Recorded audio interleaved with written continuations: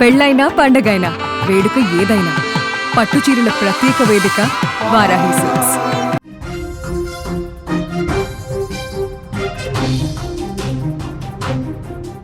విమాన ప్రమాదానికి కారణాలేంటి? ముఖ్యంగా లాస్ట్ మినిట్లో పైలట్ చెప్పిన మాటలకు అర్థమేంటి? అలా పైలట్ అలర్ట్ చేయడాన్ని వైమానిక మొత్తం ఏమనుకుంటారో ఆ అలర్ట్ వెనుకున్న అర్థమేంటి? దాంతోపాటు అసలు ఈ ప్రమాదం జరగడానికి ముఖ్యమైన రీజన్స్ ఏం కనిపిస్తున్నాయి? విమాన ప్రమాదానికి గురవుతున్న విజువల్ వీడియో మనకేం చెప్తుంది? నిజంగా చాలా చాలా అనుమానాలు కలుగుతున్నాయి. అయితే ఎప్పుడైతే పైలట్ మాటలకి అర్థమేంటో బయటకు రావాల్సి ఉంది. అది దాన్ని అంటే దీన్ని గుర్తించాలి. ప్రమాద విచారణలో ఇది కీలకంగా మారే అవకాశం ఉంది. ఎట్ ది సేమ్ టైం ప్రమాదానికి గల సాంకేతిక కారణ లోపమా లేకపోతే మరేదైనా ఉందా అనే విషయం కూడా వెలుగులోకి రావాల్సి ఉంటుంది. నిజానికి పైలట్ విమాన ప్రమాదానికి ముందు పైలట్ మేడే అంటూ కొంత వాయిస్ చెప్పారు. ఆ వాయిస్ విన్న కొద్దిసేపటికే ఏటీసీ రిటర్న్గా వాళ్ళని కనెక్ట్ అయ్యే ప్రయత్నం చేసేలోపే విమానం కరెక్ట్ కాలేదు, విమానం నేల కూలిందని అక్కడ ఉన్న ప్రత్యక్ష సాక్షులు కానీ లేకపోతే ఏటీసీ నుంచి వైమానిక శాఖ నుంచి కానీ అందుతున్న సమాచారం ప్రకారం తెలుస్తుంది. అసలు రీజన్ ఏమై ఉంటుంది? ఈ అంశాలన్నింటిపై మనతో మాట్లాడడానికి ఎక్స్పర్ట్ కాళిదాస్ గారు ఉన్నారు. ఈయన కాళిదాస్ గారు రిటైర్డ్ స్క్వాడర్ లీడర్, అట్లాగే ఏరోనాటికల్ ఇంజనీర్. నమస్కారం కాళిదాస్ సార్. నమస్కారం కాళిదాస్ సార్, నమస్తే. యాక్చువల్గా అసలు ఏంటి సార్, అసలు మీరు విజువల్ చూసుంటారు, యాక్సిడెంట్కి ఈ ప్లేన్ క్రాష్కి కారణం ఏమై ఉంటుంది సార్? అది ఇవాళ జస్ట్ ప్రాథమిక అంచనాలు కూడా ఉన్నాయి. ఎందుకంటే కోర్ట్ ఆఫ్ ఎంక్వైరీ అవుతుంది, ఏం జరిగి ఉంటుంది అన్నది విస్పష్టంగా బ్లాక్ బాక్స్ ని విశ్లేషిస్తే తెలుస్తుంది. ఇవన్నీ ప్రాథమికమైనటువంటి ఊహాగానాలు, అంచనాలు. అందుకని ఇందులో ఏమి ఉగ్రత కుట్రలు అలాంటివి కూడా మీ హెడ్లైన్స్ లో చూసాను, అలాంటివి ఏమి ఉండవండి.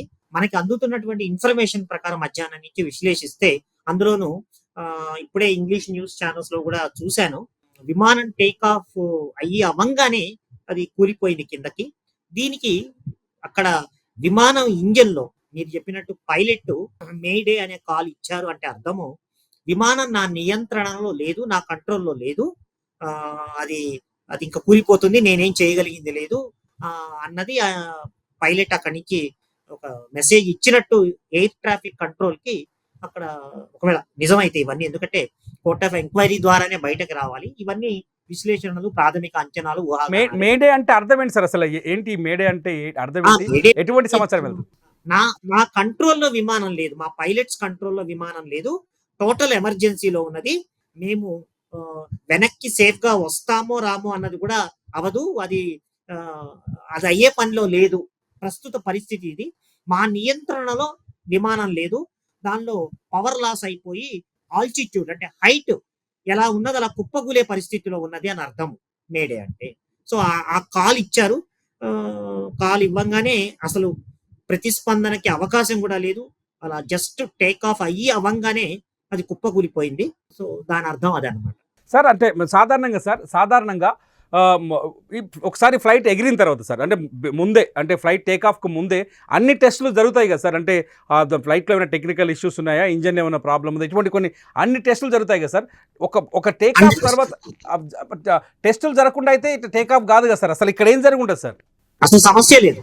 ముందే మొత్తం ఇంజనీరింగ్ విమానంలో 5-6 వ్యవస్థలు ఉంటాయండి. ఇంజిన్ వ్యవస్థ ఉంటుంది, దాని బాడీ ఎయిర్ ఫ్రేమ్ వ్యవస్థ ఉంటుంది, లోపల ఉన్నటువంటి మొత్తం ఎలక్ట్రికల్ వ్యవస్థ ఉంటుంది, అలాగే పైలట్ల ముందు ఉన్నటువంటి ఇన్స్ట్రుమెంటల్ ప్యానల్ ఉంటుంది, సో కమ్యూనికేషన్ సిస్టమ్ ఉంటుంది, దేని వ్యవస్థ దానిదే, దేని ప్రత్యేకత దానిదే, దాని మీద ఫుల్లీ ట్రైన్డ్ టెక్నీషియన్స్ ఉంటారు, వాళ్ళ పైన ఎక్స్పీరియన్స్డ్ సూపర్వైజర్స్ ఉంటారు, వాళ్ళు కూడా సర్వీసింగ్ మాన్యువల్ మీద ఎప్పటికప్పుడు, అంటే ఫ్లైట్స్ టేక్ ఆఫ్ అవుతున్నప్పుడల్లా దాని ముందు అన్ని చెక్స్, కంపెనీ నిర్దేశించిన చెక్స్ అన్ని చాలా నిశితంగా రాస్తారు, సంతకాలు పెడతారు, దాని తర్వాత ఇంజనీర్ కూడా సంతకాలు పెడతారు. అవన్నీ అయిన తర్వాత వాతావరణం ఎలా ఉన్నది ఆ శాఖ కూడా నివేదిక ఇచ్చిన తర్వాతే పైలట్స్ టేక్ ఆఫ్ అవుతారు. అందులో ఎటువంటి లోపం ఉండదు, నిర్దిష్టమైన చెక్స్ అన్ని అవుతాయి. సార్, ఇక్కడ సాంకేతిక లోపం ఉంది అనుకోవచ్చా? ఈ ప్రమాదానికి కారణం సాంకేతిక లోపమే అనుకోవచ్చా? అంటే ఇవన్నీ మన ప్రాథమికమైనటువంటి స్పెక్యులేషన్సే. ఇదమిత్తంగా కోర్ట్ ఆఫ్ ఎంక్వైరీ అని ఆర్డర్ అవుతుంది, దానిలో కాక్పీస్ వాయిస్ రికార్డరు అంటే బ్లాక్ బాక్స్ అంటారు, ఆ బ్లాక్ బాక్స్ లో ఏం జరిగింది అన్నది చాలా వరకు తెలుస్తుంది. అందులో 2 ప్రధానమైనటువంటి కాంపోనెంట్స్ ఉంటాయి. ఒకటి కాక్పిట్ వాయిస్ రికార్డరు, పైలట్స్ వాళ్ళతో ఏం మాట్లాడుకున్నారు, కింద ఏటీసీ ఎయిర్ ట్రాఫిక్ కంట్రోల్తో చిట్ట చివరి నిమిషం వరకు ఏం మాట్లాడారు, తర్వాత ఫ్లైట్ డేటా రికార్డర్ అని ఉంటుంది. ఆ మొత్తం విమానంలో ఉన్నటువంటి వ్యవస్థలన్నీ ఎలా పనిచేస్తున్నాయి అన్నది మోర్ దాన్ 100-150 పారామీటర్స్ అన్నిటిని రికార్డ్ చేస్తుంది. అందులోనూ ఇప్పుడు డిజిటల్ యుగం నడుస్తుంది, చాలా పర్ఫెక్ట్ గా రికార్డ్ అవుతుంది. ఆ బ్లాక్ బాక్స్ ని విశ్లేషిస్తే ఏం జరిగిందని చాలా స్పష్టంగా వస్తుంది. ఇప్పుడు స్పెక్యులేషన్స్ లో చూస్తే సర్వసామాన్యంగా బయట నుంచి ఎక్స్టర్నల్ ఫ్యాక్టర్స్, ఏదైనా బర్డ్ హిట్స్, ఇది వేగంలో టేక్ ఆఫ్ అవుతుంది కదా, టేక్ ఆఫ్ అయినప్పుడు ఎంత లేదన్నా 250 కిలోమీటర్ల వేగంతో ఉంటుంది. సో ఆ వేగంలో క్రూజింగ్ అంటే దూసుకుపోతున్నప్పుడు బర్డ్స్ ఏదన్నా తగిలితే ఏమవుతుంది, బయట నుంచి వచ్చేటువంటి గాలి ఇంజన్ లోపలికి వెళ్లకుండా, ఎందుకంటే గాలిలో ఆక్సిజన్ ఉంటుంది, లోపల ఏవియేషన్ టర్బైన్ ఫ్యూయల్, మన పెట్రోల్ డీజిల్ లాగా విమానాలను నడిపే ఫ్యూయల్ ఉంటుంది. అవి కంబషన్ ఛాంబర్ లో ఆక్సిజన్ ఫ్యూయల్ రెండు కలిసి పవర్ జనరేట్ అవుతుంది. సో బయట ఏదైనా డ్యామేజ్, ఒక పక్షి కానివ్వండి, ఇంకేదైనా ఫారిన్ ఆబ్జెక్ట్ డ్యామేజ్ గనక అయితే పొరపాటున, లేదా ఏదైనా బ్లేడ్స్ లో గానీ అక్కడ మెకానికల్ ఫెయిల్యూర్ అయితే లోపలికి వచ్చే గాలి సరిపోదు.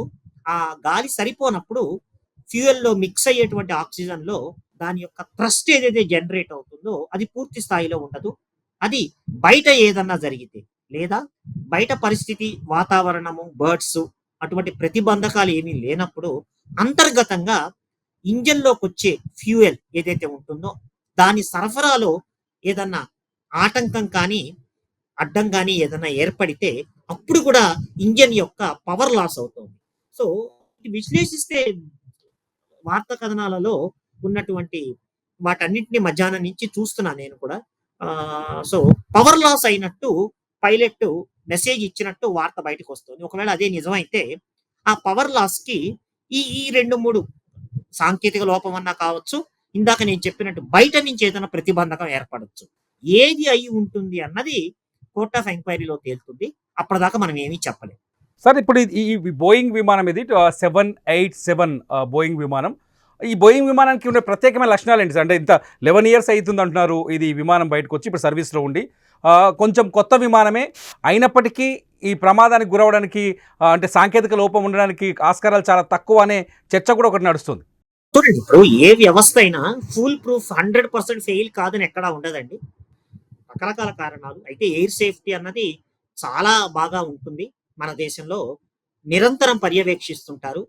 విమానాల్ని ఎలా నడపాలి, ఎప్పటికప్పుడు ఎన్నో ఛాలెంజెస్ వస్తున్నా కూడా, ఎందుకంటే వాతావరణం కానీ, ప్రతికూల వాతావరణం, ఎక్స్టర్నల్ ఫ్యాక్టర్స్ చేతిలో ఉండవు.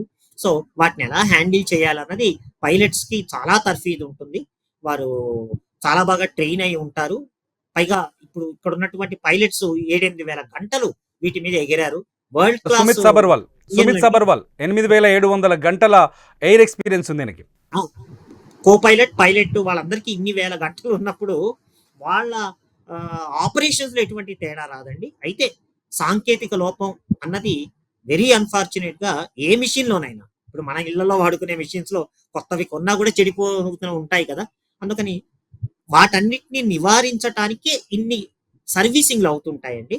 కంపెనీ ఒక ఇంజన్ ని, ఒక విమాన వ్యవస్థని అందజేసినప్పుడు యూజర్స్ కి వాళ్ళ కంపెనీ సర్వీస్ మాన్యువల్స్ లో ఎట్లా ఎప్పుడెప్పుడు ఎన్ని గంటలు విమానం ఎగిరితే ఎటువంటి సర్వీసింగ్ చేయాలని స్పష్టంగా ఉంటుంది.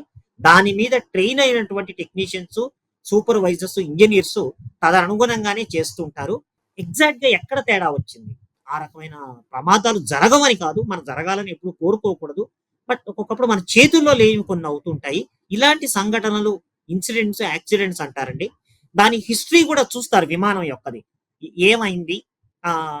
ఒకవేళ ఇదమిత్తమైన కారణం దొరికిన వెంటనే ఈ కారణంగా అయినది అని అటువంటి మోడలు, అటువంటి ఇంజను, అటువంటి విమానాలన్నిటిని గ్రౌండ్ చేస్తారు, వెంటనే ఎగరనివ్వరు.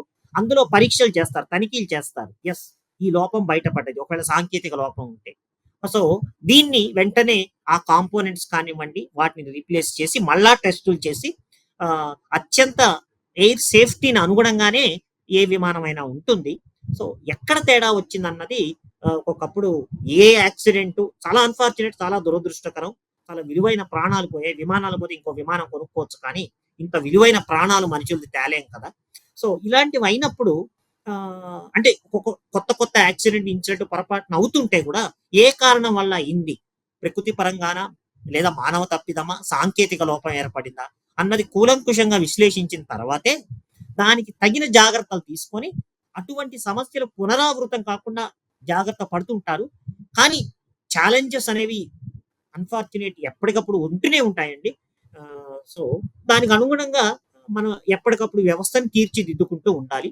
అట్లా ఉంటుంది ఇప్పుడు పరిస్థితి. ఇక్కడ ఈ ఫ్లైట్ ప్రమాదంలో అంత పెద్ద మంటలు ఒక్కసారిగా సార్ మామూలుగా అసలు బయటికి దూరం నుంచి వీడియో చూస్తేనే ఒక్కసారిగా బ్లోయింగ్ ఆ స్థాయిలో వచ్చింది. అక్కడ సీన్ చూస్తే, సిచ్యువేషన్ చూస్తే కిందున్న హాస్టల్ బిల్డింగ్ ఢీకొట్టింది. ఇది హాస్టల్ బిల్డింగ్లో పరిసరాలన్నీ కాలి బూడిదైపోయాయి.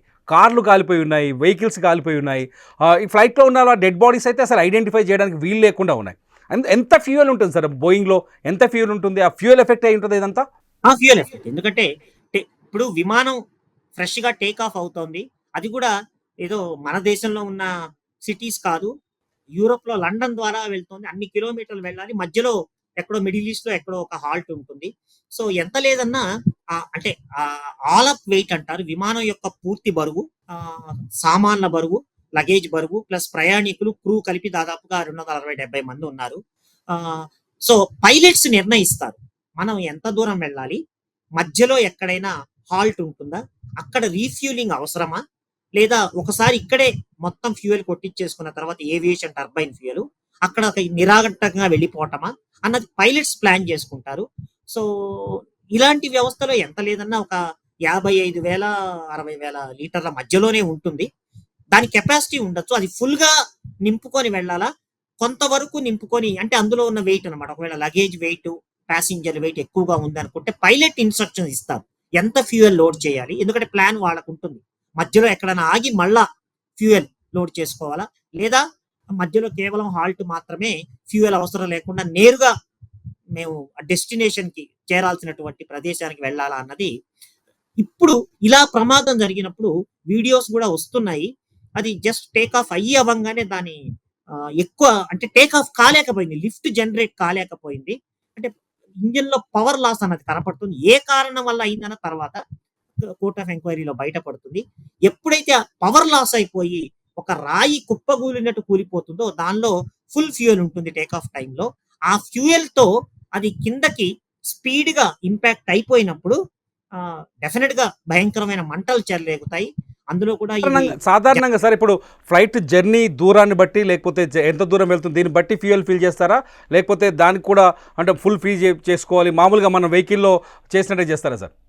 అట్లా ఉండదండి. ఎందుకంటే ఇది ఎంత దూరం వెళ్ళాలి, దీనిలో ఉన్న వెయిట్ ఎంత అన్నది ఒక అంచనాకు వచ్చి వాళ్ళకి మధ్యలో దిగి మేము రీఫ్యూలింగ్ చేసుకుంటామా లేకపోతే నేరుగా వెళ్ళిపోతామా అన్నది పైలట్స్ డిసైడ్ చేసుకుంటారు దాని కెపాసిటీని బట్టి. సో అది వాళ్ళ రొటీన్. ఇప్పుడు ఇదేం కొత్తగా ఫస్ట్ టైం లండన్ కి వెళ్తూ ఉన్నవి కావు కదా, నిరంతరంగా కొన్ని ఏళ్ల నుంచి వెళ్తున్నవి. సో దాని ప్రకారం వాళ్ళ ఇన్ని వేల గంటల్లో వాళ్ళకి విపరీతమైన అనుభవం ఉంటుంది ఎంత ఫ్యూయల్ కావాలి. కానీ టేక్ ఆఫ్ అవ్వంగానే కుప్పకూలిపోతే ఆ ఫ్యూయల్ ఆ స్పీడ్ తో పడిపోతే అది ఒక ఫ్యూయల్ బాంబు లాగా ఎక్స్ప్లోడ్ అయిపోతుంది. లిటరల్ గా అలాగే జరిగింది. సో అది చాలా దురదృష్టకరం, బాధాకరం.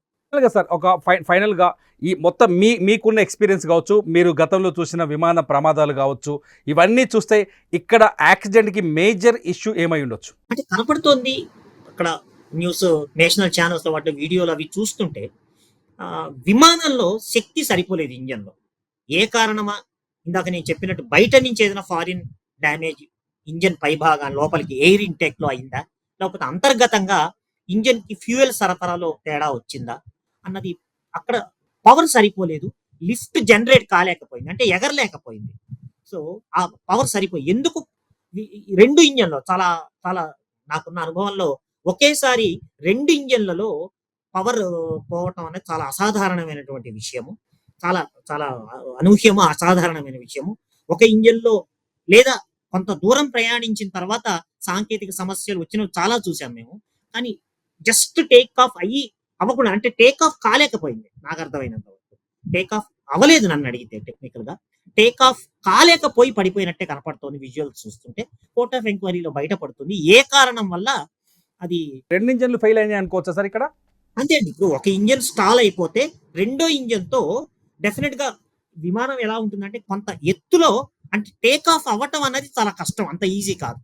చాలా జాగ్రత్తగా టేక్ ఆఫ్ అయిపోయి ఒక లెవెల్‌కి వచ్చిన తర్వాత కంట్రోల్‌లో ఉండి ఏదైనా సమస్య వస్తే సింగిల్ ఇంజిన్‌తో కూడా సేఫ్‌గా ల్యాండ్ కావచ్చు.